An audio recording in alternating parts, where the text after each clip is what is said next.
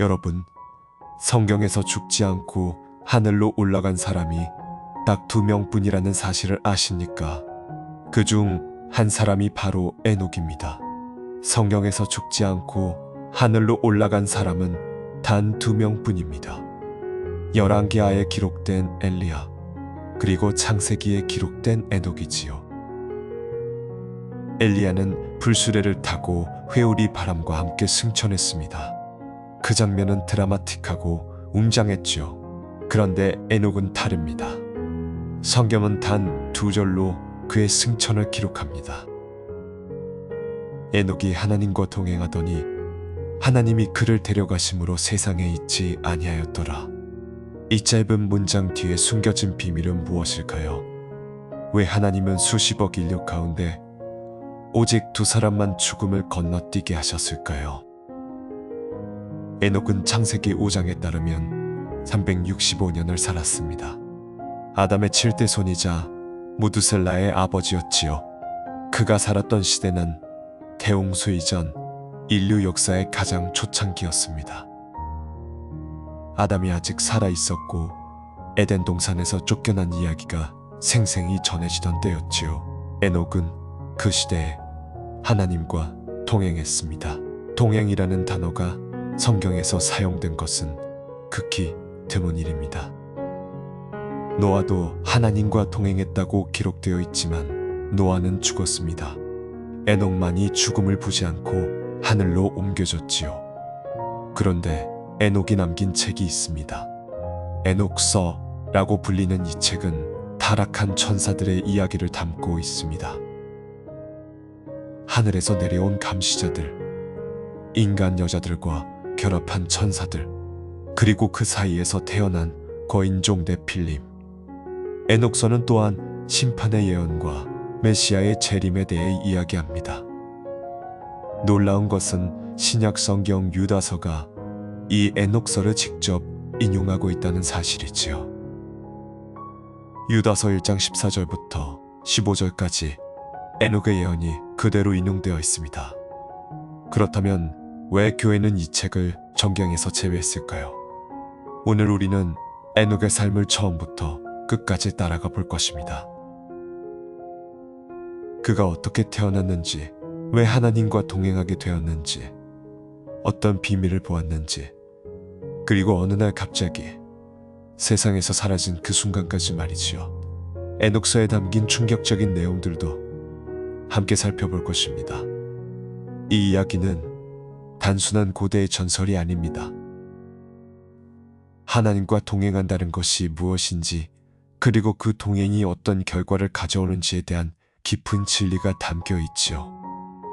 에녹의 이야기를 모르면 성경이 말하는 동행의 참된 의미를 이해할 수 없습니다. 자, 본격적으로 시작하기 전에 구독과 좋아요 버튼을 살짝 눌러보세요. 댓글에 아멘 남겨주시면 오늘 밤 주님의 평안이 여러분과 함께 하시길 기도드립니다. 이제 수천 년 전 대홍수 이전의 세상으로 함께 떠나보겠습니다. 대홍수 이전의 세상은 지금과 전혀 달랐습니다. 하늘은 더 맑았고 공기는 더 순수했으며 사람들의 수명은 900년을 넘겼지요. 아담은 아직 살아 있었습니다. 에덴 동산에서 쫓겨난 그 첫사람, 하나님의 손으로 직접 빚어진 그 사람이 여전히 숨쉬고 있었던 것입니다. 아담의 이야기는 전설이 아니었습니다. 그것은 직접 물어볼 수 있는 생생한 역사였지요. 에덴의 아름다움, 선악과의 유혹, 하나님의 목소리, 그리고 동산에서 쫓겨나던 그 순간의 공포. 아담은 자녀들과 손자들, 그리고 그들의 후손에게 이 모든 것을 전해주었습니다. 에녹은 바로 그 시대에 태어났습니다. 창세기 5장은 아담부터 노아까지의 족보를 기록하고 있습니다. 아담이 셋을 낳았고 셋이 에노스를 낳았으며 에노스가 게난을 낳았죠. 게난이 마할랄렐을 낳았고 마할랄렐이 야렛을 낳았습니다. 그리고 야렛이 에녹을 낳았죠. 에녹은 아담의 7대 손이었습니다. 계산해보면 놀라운 사실이 드러납니다. 아담은 930년을 살았고 에녹이 태어난 것은 아담이 태어난 지 622년 후였습니다. 이 말은 에녹이 300여 년 동안 아담과 함께 살았다는 뜻이지요. 에녹은 아담에게서 직접 에덴의 이야기를 들을 수 있었습니다. 야렛은 162세에 에녹을 낳았습니다. 그 시대 사람들에게 162세는 청년의 나이였지요. 야렛은 자신의 아들에게 에녹이라는 이름을 지어주었습니다. 히브리어로 에녹은 봉헌된 자 또는 시작하는 자라는 뜻을 가지고 있었지요. 아버지 야렛은 이 아이가 특별한 사명을 가지고 태어났다고 믿었던 것일까요? 아니면 단순히 그 시대의 관습을 따른 것이었을까요? 성경은 그 이유를 말해주지 않습니다. 하지만 이름이 예언이 되는 일은 성경에서 드물지 않게 일어나지요. 에녹이 태어난 땅은 아마도 에덴 동편 어딘가였을 것입니다. 창세기 4장에 따르면 가인이 에덴 동편 노 땅에 거주했고 가인의 후손들은 그곳에서 도시를 세웠습니다. 가인은 자신의 아들 이름을 따서 그 도시를 에녹이라고 불렀지요. 흥미롭게도 가인의 아들과 셋의 후손이 같은 이름을 가지고 있습니다. 두 에녹, 하나는 형제를 죽인 살인자의 아들이었고 다른 하나는 하나님과 동행한 의인이었지요. 같은 이름이지만 전혀 다른 운명이었습니다. 대홍수 이전의 세상에서 사람들은 어떻게 살았을까요? 그들은 농사를 지었고 가축을 길렀습니다. 가인의 후손들은 녹과 철로 도구를 만들었고 악기를 발명했으며 도시를 건설했지요. 문명은 빠르게 발전하고 있었습니다. 하지만 동시에 어둠도 빠르게 퍼져나가고 있었습니다. 사람들의 마음은 점점 악해졌고 땅에는 폭력이 가득했지요. 창세기 6장은 그 시대를 이렇게 묘사합니다. 여호와께서 사람의 죄악이 세상에 가득함과 그의 마음으로 생각하는 모든 계획이 항상 악할 뿐임을 보셨더라. 에녹은 바로 이 시대에 살았습니다. 어린 에녹은 자라면서 두 가지 세상을 보았습니다. 하나는 아담과 셋의 후손들이 지키고 있던 여호와의 이름을 부르는 공동체였지요. 창세기 4장 26절은 셋에게서 아들이 났으니 그가 그 이름을 에노스라 하였으며 그때에 사람들이 비로소 여호와의 이름을 불렀더라고 기록합니다. 이 공동체는 에덴의 기억을 간직하고 있었습니다. 하나님의 명령을 기억하고 그분을 경외하려 애쓰는 사람들이었지요. 다른 하나는 가인의 후손들이 세운 도시였습니다. 그곳에서는 물질적 풍요가 넘쳤지만 하나님의 이름은 잊혀져 가고 있었습니다. 에녹의 어린 시절에 대해 성경은 아무것도 말해주지 않습니다. 우리는 다만 그 시대의 정황을 통해 상상해 볼 수 있을 뿐이지요. 아마도 에녹은 아버지 아렛에게서 하나님의 이야기를 들었을 것입니다. 할아버지 마할랄렐, 증조할아버지 게난, 고조할아버지 에노스, 그리고 그 위 셋과 아담까지 모두 살아있었고 모두 자신의 이야기를 전해줄 수 있었지요. 에녹은 그들의 무릎에 앉아 에덴의 이야기를 들었을 것입니다. 내 갈래로 나뉘는 강, 생명나무와 선악을 알게 하는 나무, 해질 역동산을 거니시는 하나님의 발자국 소리. 이 모든 것이 에녹에게는 먼 전설이 아니라 살아있는 역사였습니다.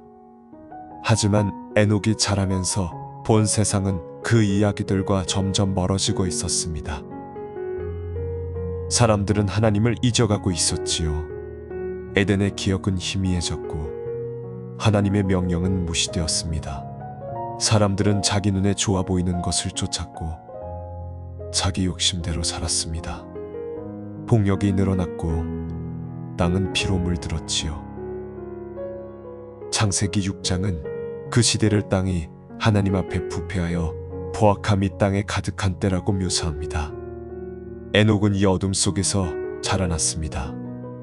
성경은 에녹이 65세에 무두셀라를 낳았다고 기록합니다. 그리고 바로 그 시점부터 에녹에 대한 묘사가 달라지지요. 창세기 5장 22절은 이렇게 말합니다. 에녹은 무두셀라를 낳은 후 300년을 하나님과 동행하며 자녀를 낳았더라. 무두셀라가 태어나기 전에 65년에 대해서는 하나님과의 동행이 언급되지 않습니다. 무슨 일이 있었던 것일까요? 무두셀라의 탄생이 에녹의 삶을 바꾼 것일까요? 아니면 다른 무언가가 있었던 것일까요? 성경은 그 답을 직접 말해주지 않지만 에녹서는 흥미로운 단서를 제공합니다. 에녹서에 따르면 에녹은 하늘의 비밀을 보았습니다. 천사들의 세계, 하나님의 보좌, 심판의 장소, 그리고 미래에 일어날 일들을 보았지요. 이 계시가 에녹의 삶을 완전히 바꾸어 놓았습니다. 더 이상 세상의 방식대로 살 수 없게 된 것이지요. 에녹은 하나님과 동행하기 시작했습니다.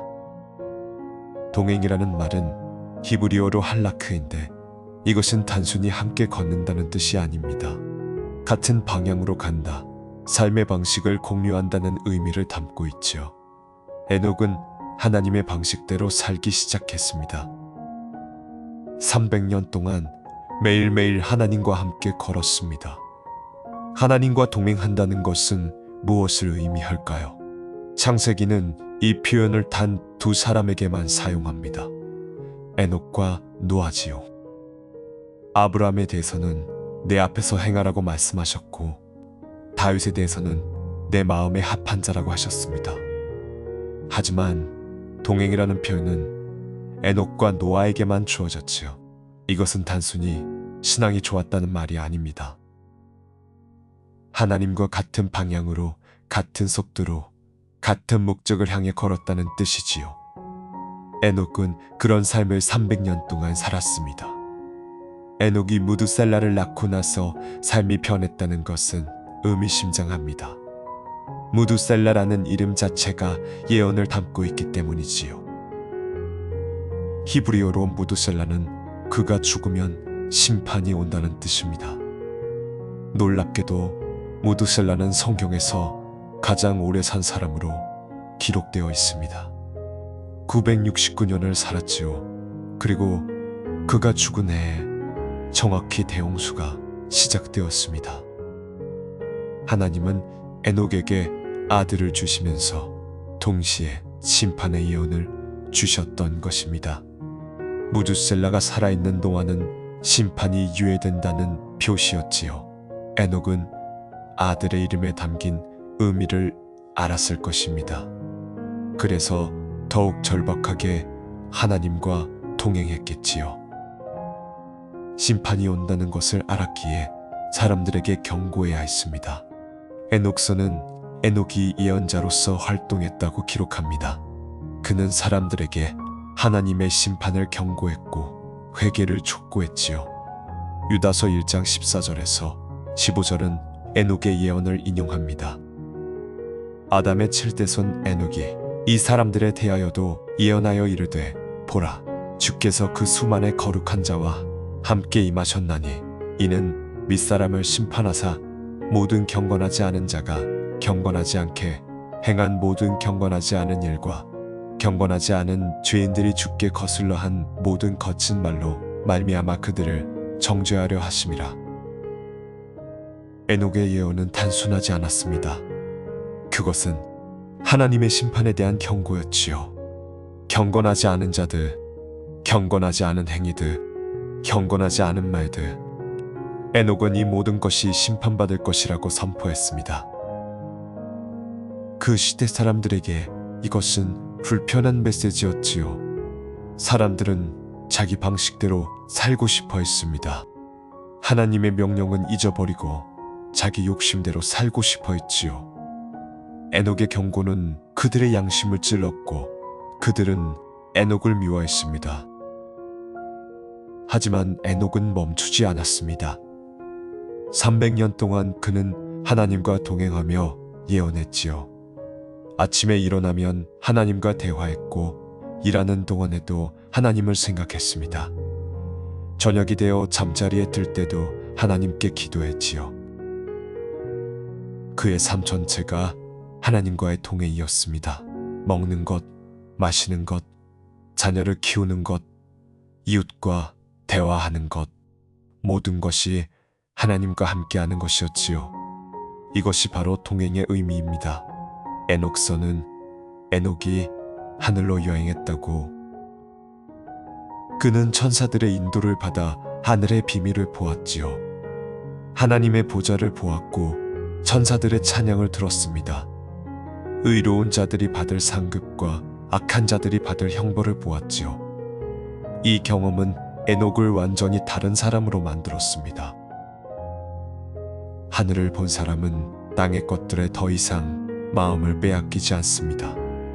에녹은 하늘 시민으로 살기 시작했지요. 몸은 땅에 있었지만 마음은 이미 하늘에 가 있었습니다. 당시 세상은 점점 더 어두워지고 있었습니다. 창세기 6장에 따르면 하나님의 아들들이 사람의 딸들과 결합하기 시작했지요. 에녹서는 이것을 더 자세히 설명합니다. 200명의 천사들이 헤르몬 산에 내려왔다고 말이지요. 그들은 자신들을 감시자라고 불렀습니다. 원래 하나님께서 인류를 지켜보라고 보내신 천사들이었지요. 하지만 그들은 인간 여자들의 아름다움에 빠져 타락했습니다. 그들의 지도자는 세미아자라는 이름을 가지고 있었지요. 그는 다른 천사들에게 맹세하게 했습니다. 우리 모두 함께 이 일을 하자. 혼자만 벌을 받는 일이 없도록 하자. 이 타락한 천사들은 인간 여자들과 결합했고 그 사이에서 네필림이 태어났습니다. 창세기 6장 4절은 이들을 고대의 유명한 사람들이라고 부르지요. 에녹서는 더 자세히 묘사합니다. 네필림은 거인이었습니다. 키가 300규빗에 달했다고 하지요. 그들은 엄청난 양의 음식을 먹었고 음식이 부족해지자 인간을 잡아먹기 시작했습니다. 또한 서로 싸우며 피를 흘렸지요. 땅은 폭력으로 가득 찼고 부르짖음이 하늘까지 닿았습니다. 타락한 천사들은 또한 금지된 지식을 인류에게 가르쳤습니다. 아자젤이라는 천사는 무기 만드는 법을 가르쳤지요. 칼과 방패, 갑옷을 만드는 방법을 인간에게 알려주었습니다. 또한 화장품과 장신구 만드는 법도 가르쳤지요. 에녹서는 이렇게 기록합니다. 이로 인해 큰 불경건이 생겨났고 사람들은 음란해졌으며 타락하여 그들의 모든 길에서 그르게 되었더라. 다른 천사들은 마법, 점술, 별점 등을 가르쳤습니다. 이 모든 것이 인류를 타락의 길로 이끌었지요. 에녹은 이 모든 것을 보았습니다. 그는 하나님께서 이 타락에 대해 심판을 내리실 것을 알았지요. 타락한 천사들은 영원한 사슬에 묶여 심판의 날까지 어둠 속에 갇힐 것입니다. 네필림은 대홍수로 멸망할 것이지요. 그리고 그들을 따른 인류도 심판을 피할 수 없을 것입니다. 에녹은 이 경고를 전했지만 사람들은 듣지 않았습니다. 그들은 오히려 에녹을 비웃었지요. 어떤 이들은 그를 미친 사람이라고 불렀고 어떤 이들은 그를 위험한 인물로 여겼습니다. 에녹서에 따르면 타락한 천사들조차 에녹에게 중재를 요청했습니다. 그들은 에녹에게 하나님께 탄원서를 올려달라고 부탁했지요. 자신들의 죄를 용서받고 싶다고 말입니다. 에녹은 그들을 위해 탄원서를 작성했고 단 강가에서 그러던 중 깊은 잠에 빠졌고 환상 속에서 하나님의 응답을 받았지요. 대답은 단호했습니다. 천사들이 인간을 위해 중재하는 것이 마땅하거늘 어찌 인간이 천사들을 위해 중재한단 말이냐. 너희에게는 영원히 평화가 없을 것이다. 이 모든 일 속에서도 에녹은 하나님과 동행했습니다. 세상은 어두웠지만 에녹의 마음은 밝았지요. 사람들은 타락했지만 에녹은 의로움을 지켰습니다. 천사들까지 타락했지만 에녹은 하나님의 길을 걸었지요. 300년이라는 긴 세월 동안 매일매일 그는 하나님과 함께 걸었습니다. 히브리서 11장 5절은 이렇게 증거합니다. 믿음으로 에녹은 죽음을 보지 않고 옮겨졌으니 하나님이 그를 옮기심으로 다시 보이지 아니하였느니라. 그가 옮겨지기 전에 하나님을 기쁘시게 하였다는 증거를 받았느니라. 하나님을 기쁘시게 하는 삶. 이것이 에녹의 삶이었습니다. 그는 특별한 능력을 가진 사람이 아니었지요. 그저 매일매일 하나님과 동행한 사람이었습니다. 하나님의 말씀을 듣고 순종했고 하나님의 뜻을 구하며 살았지요. 세상의 유혹에 흔들리지 않았고 사람들의 비웃음에 굴복하지 않았습니다. 오직 하나님만 바라보며 하나님의 길만 걸었지요. 그리고 그 삶은 하나님을 기쁘시게 했습니다. 에녹서는 에녹이 하늘로 여행하며 보았다는 환상들을 기록하고 있습니다. 이 책은 세 부분으로 나뉘지요. 첫째는 감시자들의 이야기, 둘째는 비유들, 셋째는 천문학적 지식입니다. 오늘날 학자들은 에녹서가 여러 시대에 걸쳐 다른 저자들에 의해 기록되었을 것으로 추정합니다. 하지만 그 핵심 내용, 특히 타락한 천사들과 심판에 대한 이야기는 아주 오래된 전승을 담고 있지요. 유다서가 에녹서를 인용했다는 사실은 초대교회가 이 책을 알고 있었음을 보여줍니다. 에녹서 첫 번째 부분은 감시자들의 책이라고 불립니다. 이 부분에서 에녹은 타락한 천사들의 이야기를 전하지요. 앞서 말한 것처럼 200명의 천사들이 헤르몬 산에 내려왔습니다. 헤르몬이라는 이름은 히브리어로 맹세라는 뜻을 가지고 있지요. 천사들이 그곳에서 맹세를 했기 때문입니다. 그들은 인간 여자들을 아내로 삼기로 맹세했고 누구도 이 결정에서 물러나지 않겠다고 다짐했지요. 이것은 하나님의 질서를 정면으로 거스르는 반역이었습니다. 타락한 천사들의 지도자들 이름이 에녹서에 나열되어 있습니다. 세미야자, 아라킵, 라메에, 고카비에, 다미에, 라미에, 다니에, 에제케, 바라키에, 아사에, 아르마로스, 바트레, 아나네, 자키에, 삼사페, 사타레, 투레, 요미에, 사리에, 아자제. 이들은 각각 1000명의 천사들을 이끄는 지휘관이었지요. 그들은 헤르몬산 정상에서 맹세한 후 인간 세상으로 내려왔습니다. 에녹서는 타락한 천사들이 인류에게 가르친 금지된 지식을 상세히 기록합니다.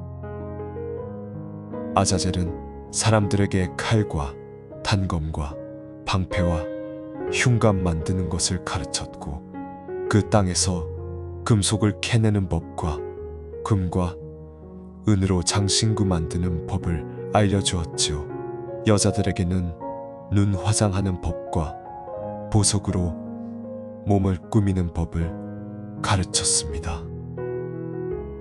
이로 인해 많은 불경건함이 생겼고 사람들은 음란해졌으며 그들의 모든 길에서 타락했지요. 세미야자는 마법의 기술을 가르쳤습니다. 주문을 외우는 법과 약초의 비밀을 알려주었지요. 아르마로스는 주문을 푸는 법을 가르쳤고 바라키엘은 별점을, 코카비엘은 천문학의 비밀을, 에제켈은 구름을 읽는 법을, 아라키엘은 땅의 징조를, 삼사에엘은 해의 징조를, 사리엘은 달의 궤도를 가르쳤습니다. 이 모든 지식은 원래 인간에게 주어지지 않았어야 할 것들이었지요. 네필림이 태어나고 지식이 퍼지면서 땅은 더욱 타락해 갔습니다. 에녹서는 이렇게 기록하지요. 사람들이 죽어갔고 그들의 울부짖음이 하늘까지 올라갔더라. 대천사들인 미가엘, 우리엘, 라파엘, 가브리엘이 하늘에서 내려다보았습니다. 그들은 땅에 넘쳐 흐르는 피를 보았고 피해자들의 부르짖음을 들었지요. 그들은 하나님의 보좌 앞으로 나아가 이렇게 말했습니다. 주여, 주님은 주들의 주시요 왕들의 왕이시며 영광의 하나님이시니 주님의 보좌는 영원히 서 있습니다. 주님의 이름은 영원토록 거룩합니다. 대천사들은 하나님께 땅의 상황을 보고했습니다. 아자젤이 땅의 모든 풀이를 가르쳐 싸우며 영원한 비밀들을 누설하였나이다. 세미야자는 천사들을 이끌고 여자들과 결합하여 자신을 더럽혔나이다. 여자들은 거인들을 낳았고 온 땅은 피와 불의로 가득 찼나이다. 보시옵소서, 죽은 자들의 영혼이 부르짖고 있으며 그들의 탄식이 하늘 문에 이르렀나이다. 이것을 어찌하시려나이까? 하나님의 응답이 내려왔습니다. 대천사들에게 각각의 임무가 주어졌지요. 우리엘에게는 라멕의 아들에게 가서 대홍수를 알리라는 명령이 내려왔습니다. 라멕의 아들, 그가 바로 노아였지요. 라파엘에게는 아자젤을 묶어 어둠에 가두라는 명령이 내려왔습니다. 가브리엘에게는 네필림끼리 서로 싸워 죽게 하라는 명령이 내려왔지요. 미가엘에게는 세미야자와 그의 동료들을 묶어 심판의 날까지 감옥에 가두라는 명령이 내려왔습니다. 에녹은 이 모든 것을 환상으로 보았습니다. 그는 타락한 천사들에게 가서 하나님의 심판을 선포하라는 명령을 받았지요. 에녹은 그들을 찾아갔습니다. 그들은 레바논과 세니르 사이 아벨마인이라는 곳에 있었지요. 에녹은 그들에게 말했습니다. 너희에게는 영원히 평화가 없을 것이다. 너희에 대한 엄중한 심판이 내려졌느니라. 너희는 묶일 것이며 너희 아들들의 파멸과 사랑하는 자들의 멸망을 보고도 중재할 수 없을 것이다. 타락한 천사들은 두려움에 떨었습니다. 그들은 에녹에게 탄원서를 올려달라고 간청했지요. 에녹은 그들을 위해 탄원서를 작성했습니다. 단 강가에 앉아 그것을 읽었지요. 그런데 그가 탄원서를 읽는 동안 깊은 잠에 빠졌고 환상 속에서 하나님의 보좌를 보았습니다. 수정으로 된 집이 있었고 그 지붕은 별들의 궤도와 번개로 이루어져 있었지요. 불타는 그룹들이 그 주위를 둘러싸고 있었습니다. 에녹은 더 안쪽으로 들어갔습니다. 두 번째 집이 있었는데 첫 번째 집보다 더 컸지요. 전체가 불꽃의 혀들로 타오르고 있었습니다. 화려함과 웅장함과 크기에서 비교할 것이 없었지요. 그 바닥은 불이었고 그 위에는 번개와 별들의 궤도가 있었습니다. 그 천장도 타오르는 불이었지요. 에녹은 높이 들린 보좌를 보았습니다. 그 모습은 수정 같았고 그 바퀴는 빛나는 태양 같았으며 그룹들의 환상이 보였지요. 보좌 아래에서 불의 강이 흘러나왔습니다. 에녹은 그것을 바라볼 수 없었지요. 위대하신 영광의 하나님이 거기에 앉아 계셨습니다. 그분의 옷은 태양보다 더 하얗게 빛났고 눈보다 더 희었습니다. 어떤 천사도 그분의 얼굴을 볼 수 없었지요. 영광스럽고 두려운 존재였기 때문입니다. 육체를 가진 어떤 존재도 그분을 바라볼 수 없었습니다. 타오르는 불이 그분을 둘러싸고 있었고 큰 불이 그분 앞에 섰으며 누구도 가까이 다가갈 수 없었지요. 하나님이 에녹을 부르셨습니다. 에녹은 얼굴을 땅에 대고 엎드렸지요. 그분이 말씀하셨습니다. 두려워 말라. 에녹아, 의로운 자여, 가까이 오라. 내 말을 들으라. 가서 저 감시자들에게 말하라. 너희가 인간들을 위해 중재해야 마땅하거늘 어찌 인간이 너희를 위해 중재한단 말이냐. 어찌하여 너희는 높고 거룩한 영원한 하늘을 떠나 여자들과 결합하여 자신을 더럽히고 육체를 가진 자들처럼 행동하며 비와 살의 자녀를 낳았느냐. 에녹은 하나님의 말씀을 듣고 타락한 천사들에게 전했습니다. 너희에게는 영원히 평화가 없을 것이다. 그것이 하나님의 답이었지요. 천사들은 절망에 빠졌습니다. 하지만 그들의 운명은 이미 결정되어 있었지요. 에녹서는 이렇게 기록합니다. 그때부터 그들은 영원히 묶여 있으니 심판의 날이 올 때까지 땅의 깊은 곳에 갇혀 있느니라. 에녹이 365년을 살았을 때 이상한 일이 일어났습니다. 창세기 5장 24절은 이렇게 기록하지요. 에녹이 하나님과 동행하더니 하나님이 그를 데려가심으로 세상에 있지 아니하였더라. 이 짧은 문장이 에녹의 승천을 기록한 전부입니다. 그는 죽지 않았습니다. 하나님이 그를 데려가셨지요. 세상에 있지 아니하였더라. 이 말은 단순히 사라졌다는 뜻이 아닙니다. 히브리어 원문을 보면 더 깊은 의미가 드러나지요. 히브리어로 세상에 있지 아니하였더라는 에이넨누, 기라카흐, 오토, 엘로힘입니다. 직역하면 그가 없었으니 하나님이 그를 취하셨음이라가 됩니다. 라카흐라는 동사는 취하다, 가져가다라는 뜻인데 이것은 강제로 빼앗는 것이 아니라 받아들인다는 뉘앙스를 가지고 있지요. 하나님이 에녹을 자신에게로 받아들이신 것입니다. 에녹의 삶이 하나님을 기쁘시게 했기에 하나님은 그를 자신의 곁으로 데려가셨지요. 히브리서 11장 5절은 이것을 더 명확하게 설명합니다. 믿음으로 에녹은 죽음을 보지 않고 옮겨졌으니 하나님이 그를 옮기심으로 다시 보이지 아니하였느니라. 그가 옮겨지기 전에 하나님을 기쁘시게 하였다는 증거를 받았느니라. 에녹은 죽음을 보지 않았습니다. 그는 옮겨졌지요. 그리스어로 메타티템이라는 단어가 사용되었는데 이것은 한 장소에서 다른 장소로 이동시키다 라는 뜻입니다. 에녹은 땅에서 하늘로 옮겨졌지요. 그날 무슨 일이 있었을까요? 성경은 세부 사항을 기록하지 않습니다. 하지만 에녹서와 후대의 전승은 그 장면을 상상할 수 있게 해주지요. 어느 날 에녹은 하나님과 동행하며 걷고 있었습니다. 매일 해왔던 것처럼 하나님과 대화하며 길을 걸었지요. 아마도 들판이었을 것입니다. 혹은 산중턱이었을지도 모르지요.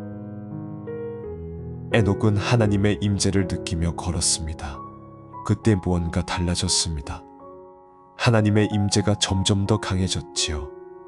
에녹의 발이 점점 가벼워지는 것을 느꼈을 것입니다. 하늘의 빛이 내려오고 있었지요.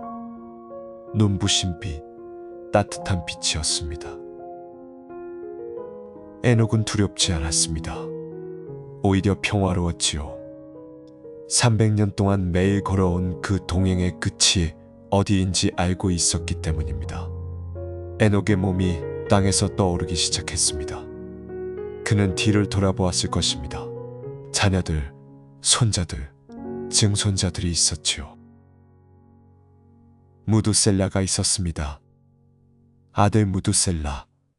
그의 이름에 담긴 예언, 그가 죽으면 심판이 온다는 그 예언이 아직 성취되지 않았음을 에녹은 알았지요. 무두셀라는 아직 900년 가까이를 더 살아야 했습니다. 그리고 그가 죽는 해에 대홍수가 올 것이었지요. 에녹은 점점 더 높이 올라갔습니다. 땅이 멀어지고 하늘이 가까워졌지요. 구름 사이를 지났습니다. 별들의 궤도를 지났지요. 천사들이 그를 맞이했습니다. 그가 예전에 환상 속에서 보았던 천사들이었지요. 이번에는 환상이 아니었습니다. 실제였지요. 에녹은 하늘나라로 들어갔습니다. 그리고 다시는 땅으로 돌아오지 않았지요. 지상에 남겨진 사람들은 에녹을 찾았을 것입니다. 어디로 갔지요? 그를 본 사람이 있나요? 에녹이 사라졌습니다. 하지만 시체가 없었지요. 죽은 것이 아니었습니다. 엘리야의 경우처럼 드라마틱한 장면은 없었지요. 불수레도 회오리 바람도 없었습니다. 에녹은 그저 걷고 있었고 그러다 어느 순간 보이지 않게 되었지요. 하나님과 함께 걷다가 하나님의 집으로 들어간 것입니다. 이것은 인류 역사상 최초의 승천이었습니다. 아담 이래로 모든 사람은 죽었지요. 아담도 죽었고 셋도 죽었습니다. 에노스도 게난도 마할랄렐도 야렛도 죽었지요. 그러나 에녹은 죽지 않았습니다. 그는 하나님께서 원하시면 사람을 죽음에서 건질 수 있다는 것을 보여주었지요. 죽음이 전부가 아니라는 것, 죽음 너머에 다른 세상이 있다는 것을 증명한 것입니다. 에녹서는 에녹이 승천한 후에 무엇을 했는지 기록합니다.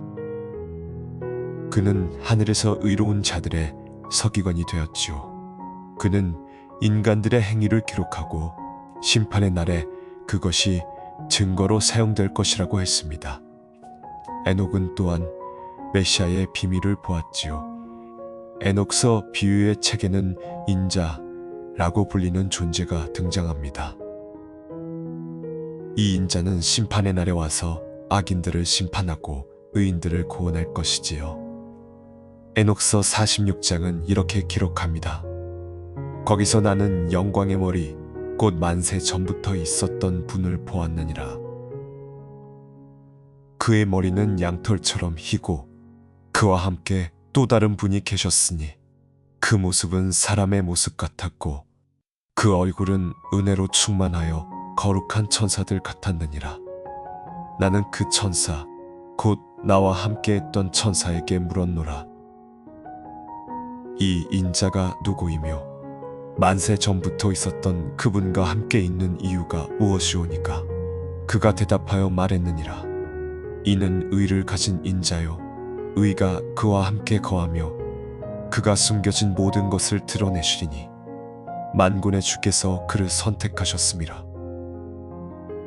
이 구절은 예수님을 연상시키시오.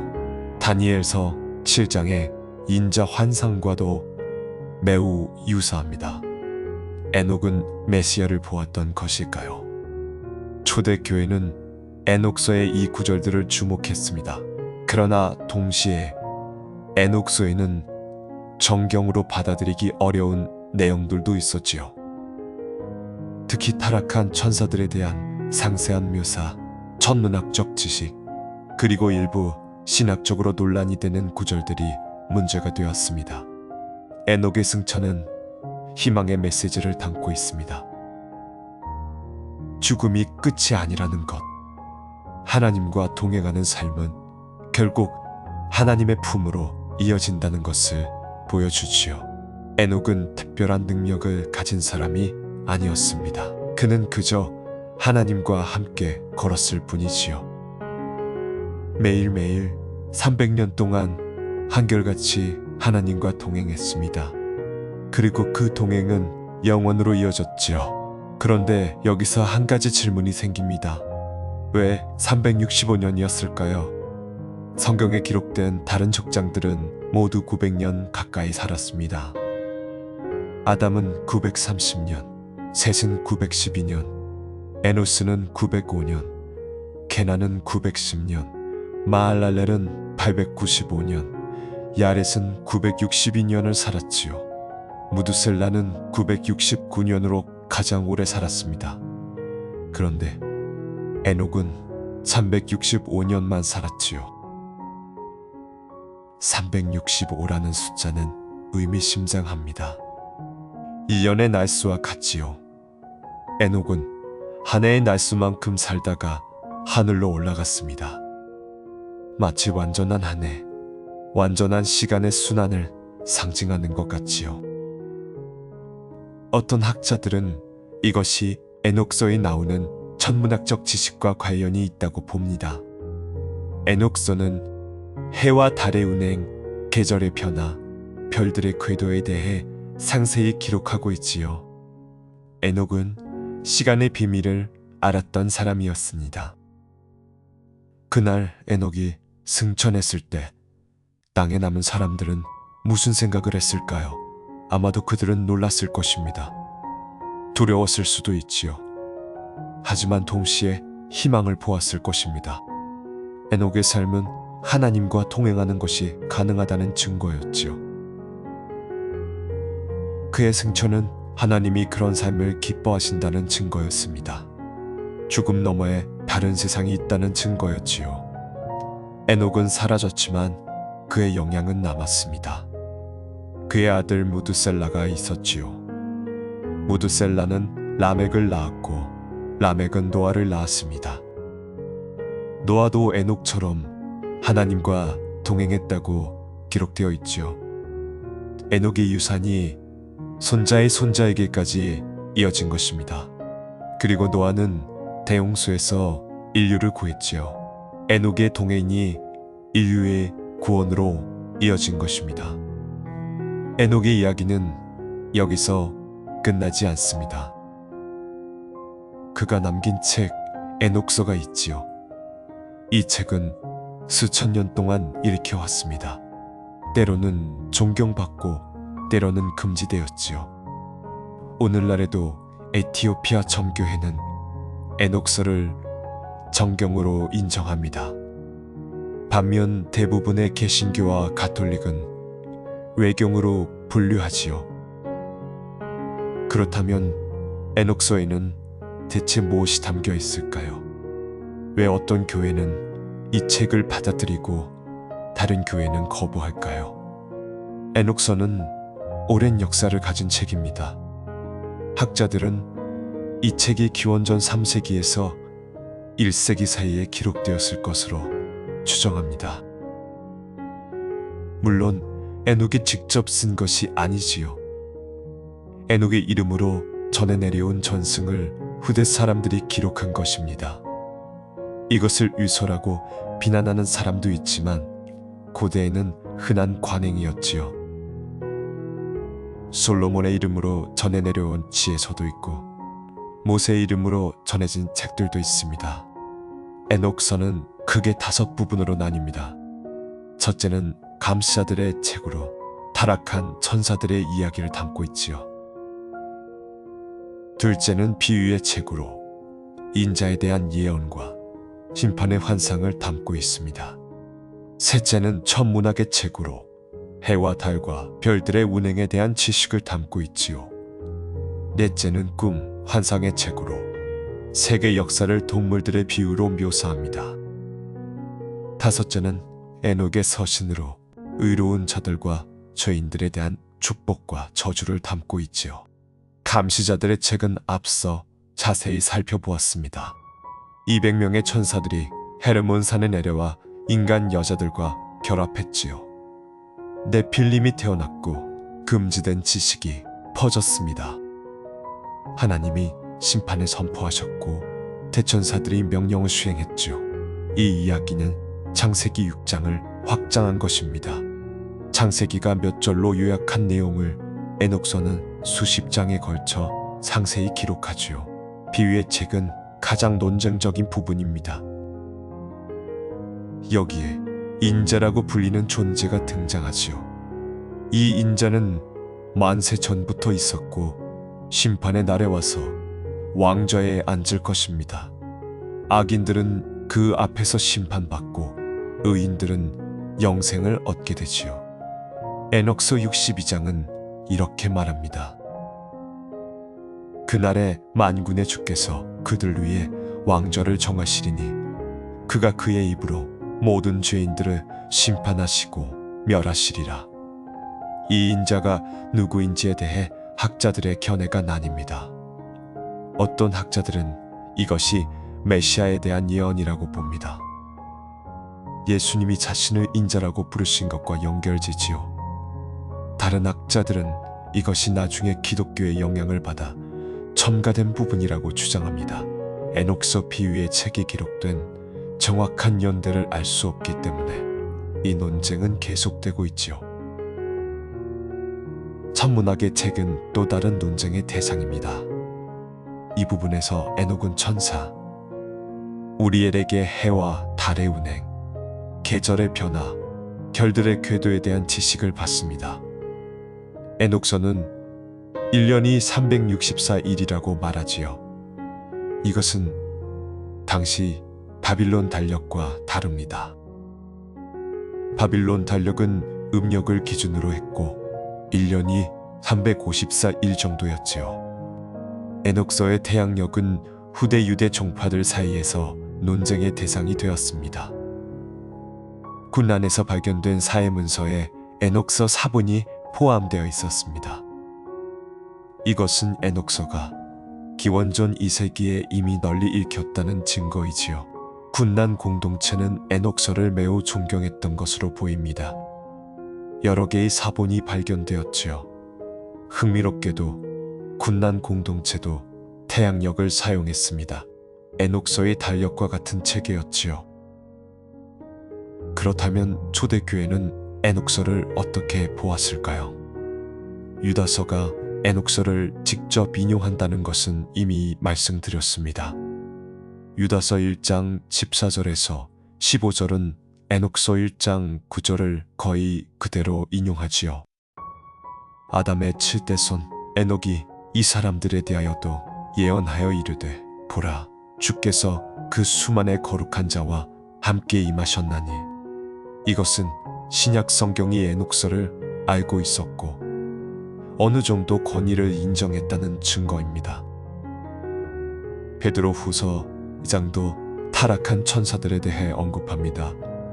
하나님이 범죄한 천사들을 용서하지 아니하시고 지옥에 던져 어둠의 구덩이에 두어 심판 때까지 지키게 하셨으며 이 구절은 에녹서의 이야기와 매우 유사하지요. 베드로가 에녹서를 직접 읽었는지는 알 수 없지만 적어도 그 전승을 알고 있었던 것은 분명합니다. 초대 교부들도 에녹서를 인용했습니다. 터툴리안은 에녹서를 경전으로 인정해야 한다고 주장했지요. 그는 이렇게 썼습니다.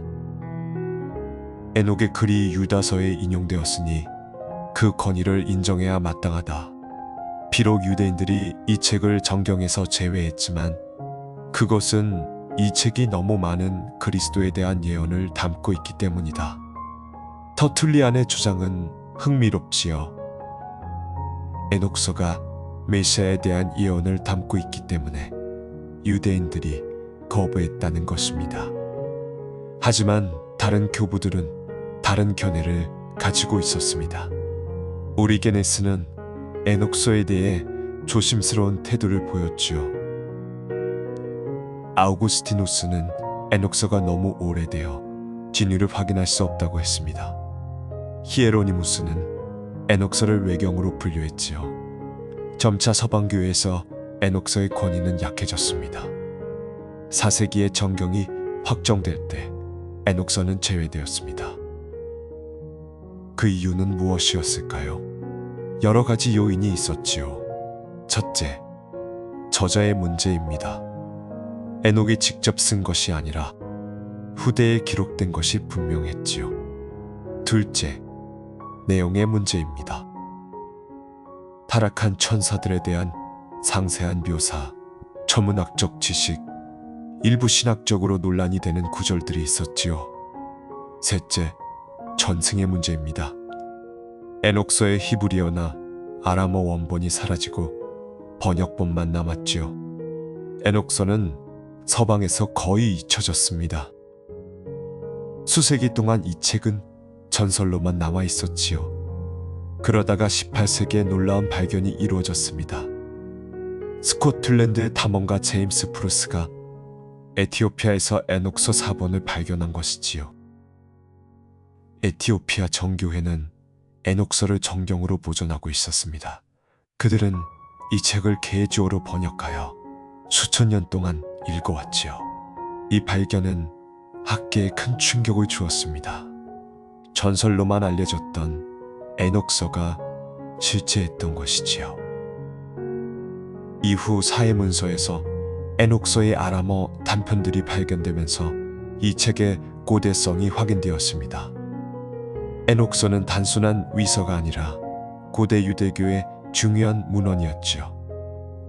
오늘날 대부분의 개신교와 가톨릭은 에녹서를 정경으로 인정하지 않습니다. 그러나 이 책이 성경을 이해하는 데 도움이 된다라는 것은 인정하지요. 창세기 6장에 하나님의 아들들이 누구인지 네필림이 무엇인지 이해하는데 에녹서는 중요한 단서를 제공합니다. 또한 초대교회가 천사론과 종말론을 어떻게 이해했는지 에녹서가 정경에서 제외된 것이 옳았을까요? 이것은 어려운 질문입니다. 한편으로 에녹서에는 성경과 어긋나는 내용들이 있지요. 다른 한편으로 유다서가 에녹서를 인용했다는 사실은 이 책에 어느 정도 권위가 있음을 보여줍니다. 중요한 것은 에녹서를 읽을 때 분별력을 가지는 것이지요. 이 책을 성경과 동등한 권위로 받아들일 필요는 없지만 완전히 무시할 필요도 없습니다. 에녹서의 핵심 메시지는 성경의 메시지와 일치합니다. 하나님은 의로우시고 심판하시는 분이지요.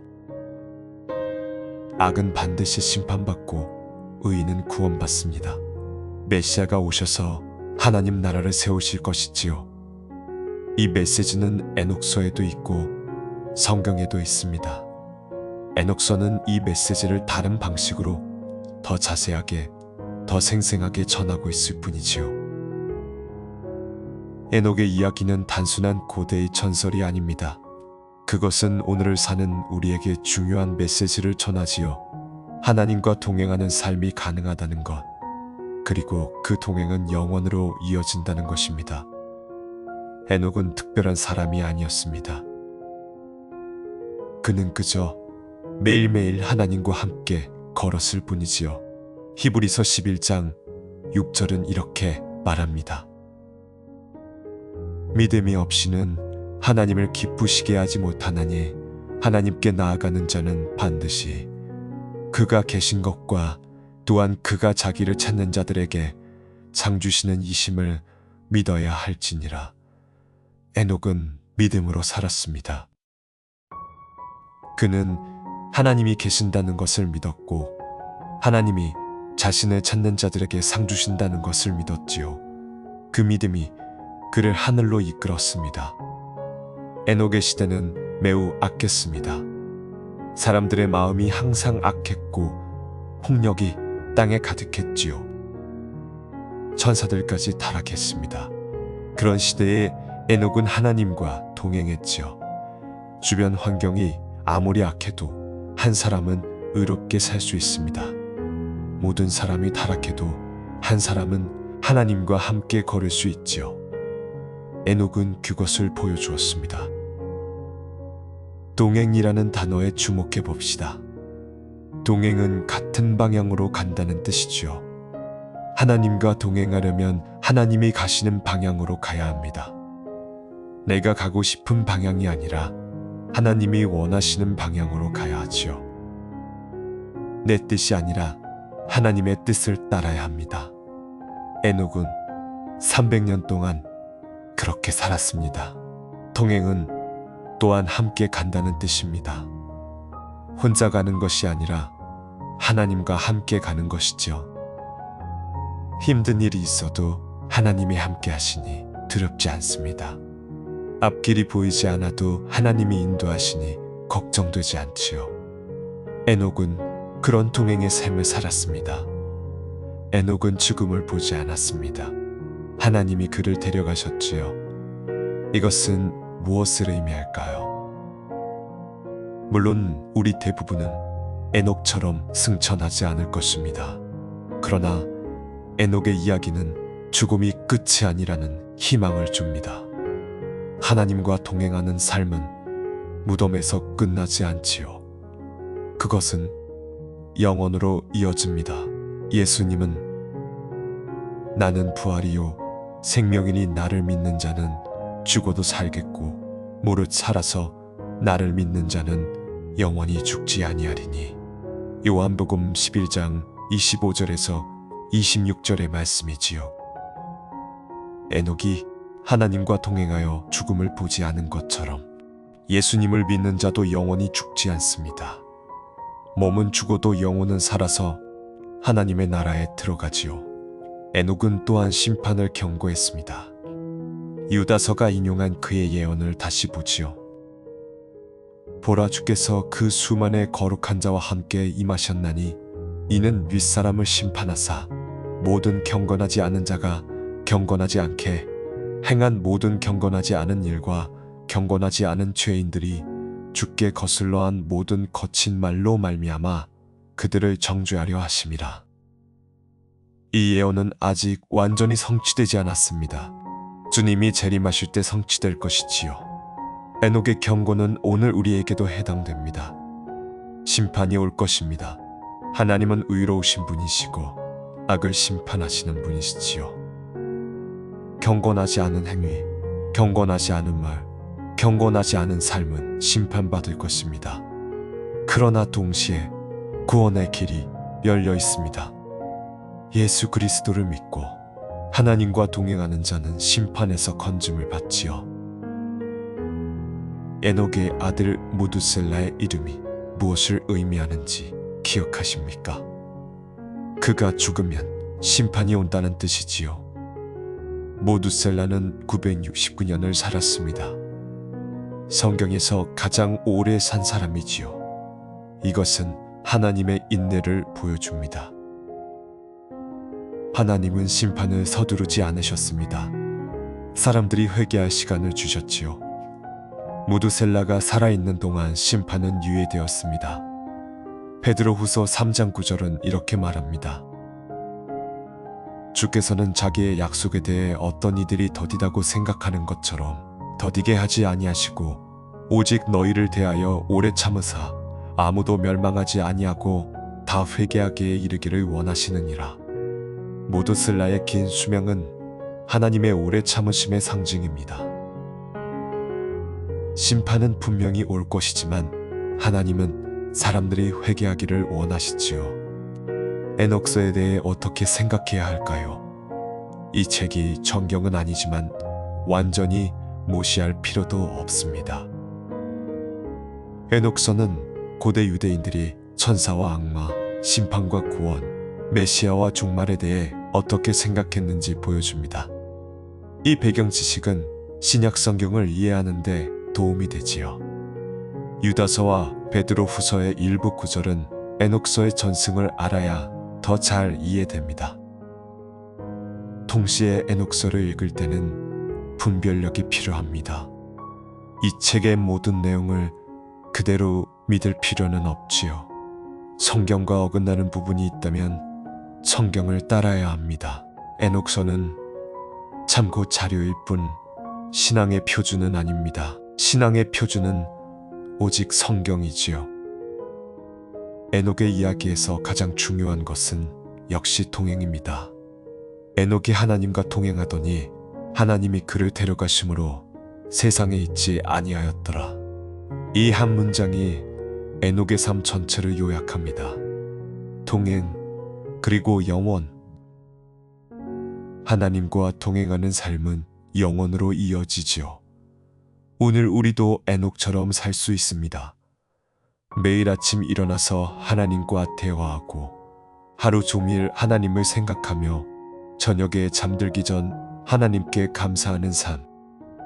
하나님의 말씀을 읽고 묵상하며 하나님의 뜻을 구하고 순종하는 삶. 세상의 유혹에 흔들리지 않고 오직 하나님만 바라보는 삶. 이것이 동행입니다. 에녹은 악한 시대에 살았지만 하나님과 동행했습니다. 우리 시대도 악합니다. 사람들의 마음이 항상 악하고 세상은 혼란스럽지요. 하지만 에녹이 그랬던 것처럼 우리도 하나님과 동행할 수 있습니다. 환경은 변할 수 없어도 내 마음의 방향은 바꿀 수 있지요. 하나님을 향하여, 하나님과 함께 하나님의 나라를 향하여 걸을 수 있습니다. 에녹의 이야기가 끝났습니다. 그는 365년을 살다가 하늘로 올라갔지요. 그 후로 수천 년이 흘렀습니다. 에녹의 아들 무두셀라는 969년을 살았고 그가 죽던 해에 대홍수가 왔죠. 무두셀라의 손자 노아가 방주를 만들어 인류와 동물들을 구했습니다. 대홍수 이후 새로운 세상이 열렸죠. 에녹은 대홍수를 보지 못했습니다. 하지만 그는 이미 심판이 올 것을 알았지요. 아들의 이름에 그 예언이 담겨 있었습니다. 그가 죽으면 심판이 온다. 에녹은 이 예언을 사람들에게 전했지만 대부분은 듣지 않았습니다. 그들은 먹고 마시고 장가가고 시집가며 평소대로 살았지요. 무두셀라가 죽고 홍수가 시작될 때까지 말입니다. 노아는 에녹의 증손자였습니다. 에녹이 승천한 후에도 그의 가르침은 가족에게 전해졌지요. 무두셀라는 아버지 에녹에게서 들은 이야기를 아들 라멕에게 전했고 라멕은 그것을 노아에게 전했습니다. 노아도 하나님과 동행했다고 창세기는 기록하지요. 에녹의 동행이 세대를 넘어 이어진 것입니다. 에녹은 하늘에서 무엇을 하고 있을까요? 에녹서에 따르면 그는 의로운 자들의 서기관이 되었습니다. 인간들의 행위를 기록하고 심판의 날에 그것이 증거로 사용되지요. 물론 이것은 에녹서의 기록이고 정경은 아닙니다. 하지만 에녹이 하늘에서 살아있다는 것은 분명합니다. 히브리서가 그를 믿음의 증인으로 언급하니까요. 어떤 전승은 에녹이 다시 돌아올 것이라고 말합니다. 요한계시록 11장에 나오는 두 증인 중 하나가 에녹이라고 보는 견해가 있지요. 다른 하나는 엘리야입니다. 둘 다 죽지 않고 하늘로 올라간 사람들이니까요. 그들이 마지막 때에 다시 와서 증거할 것이라는 해석입니다. 물론 이것도 여러 해석 중 하나일 뿐이지요. 에녹의 이야기는 희망을 줍니다. 죽음이 끝이 아니라는 희망, 하나님과 동행하는 삶은 영원하다는 희망이지요. 에녹은 특별한 능력을 가진 사람이 아니었습니다. 그는 그저 하나님과 함께 걸었을 뿐이지요. 그리고 그 동행은 영원으로 이어졌습니다. 우리도 그렇게 살 수 있습니다. 매일매일 하나님과 함께 걷는 삶. 아침에 일어나 하나님과 대화하고 하루 종일 하나님을 의식하며 저녁에 하나님께 감사하는 삶. 힘들 때 하나님께 의지하고 기쁠 때 하나님께 영광 돌리는 삶. 결정을 내릴 때 하나님의 뜻을 구하고 모든 일에서 하나님을 인정하는 삶. 이것이 동행입니다. 에녹이 살았던 시대처럼 우리 시대도 어둡습니다. 하지만 에녹이 그 어둠 속에서 빛으로 살았듯 우리도 빛으로 살 수 있지요. 세상이 아무리 악해도 한 사람의 의로운 삶은 의미가 있습니다. 에녹 한 사람의 동행이 무두셀라를 거쳐 노아에게 이어졌고 노아를 통해 인류가 구원받았지요. 한 사람의 동행이 세상을 바꿀 수 있습니다. 오늘 밤 잠자리에 드시면서 에녹을 생각해 보세요. 300년 동안 매일 하나님과 함께 걸었던, 그리고 어느 날 하나님의 품으로 들어간 그 사람을, 우리의 동행도 그렇게 끝나기를 바랍니다. 육신의 삶이 끝날 때 하나님이 우리를 데려가시기를, 세상에 있지 아니하고 하나님의 나라에서 영원히 살기를 바랍니다. 에녹의 이야기를 마칩니다. 죽지 않고 하늘로 올라간 사람, 하나님과 300년을 동행한 사람, 심판을 예언한 사람, 그리고 에녹서라는 신비로운 책을 남긴 사람. 에녹의 삶은 짧은 성경 구절에 기록되어 있지만 그 의미는 깊고 넓지요. 하나님과 동행한다는 것은 무엇일까요? 그것은 하나님과 같은 방향으로 간다는 것입니다. 하나님의 뜻을 따르고 하나님의 길을 걷는 것이지요. 그것은 또한 하나님과 함께 간다는 것입니다. 혼자가 아니라 하나님과 함께 두렵지 않고 담대하게 걷는 것이지요. 에녹은 악한 시대에 살았지만 흔들리지 않았습니다. 그는 하나님만 바라보았고 하나님과 함께 걸었지요. 우리도 그렇게 살 수 있습니다. 세상이 아무리 어두워도 하나님의 빛단에 거할 수 있습니다. 주변 사람들이 아무리 타락해도 우리는 의롭게 살 수 있지요. 에녹서가 정경에서 제외된 것은 아쉬운 일일 수도 있습니다. 하지만 그 핵심 메시지는 성경에 살아있지요. 심판은 올 것이고 메시아는 오실 것입니다. 악은 심판받고 의인은 구원받지요. 이 메시지는 에녹이 전했고 선지자들이 전했으며 예수님이 완성하셨습니다. 오늘 이 이야기를 들으신 여러분께서 에녹처럼 하나님과 동행하는 삶을 살아가시기를 바랍니다. 매일매일 하나님과 함께 걸으시고 그 동행이 영원으로 이어지기를 기도합니다. 에녹이 세상에 있지 아니한 것처럼 우리의 소망도 이 세상에 있지 않습니다. 하늘에 있지요. 그곳을 향해 오늘도 한 걸음 걸어가시기 바랍니다. 오늘 이야기가 여러분의 마음에 은혜로 남았기를 바랍니다. 댓글에 아멘 남겨주시며 함께 기도해 주세요. 구독과 좋아요로 응원해 주시면 큰 힘이 됩니다. 주님의 평안이 함께 하시길 축복합니다.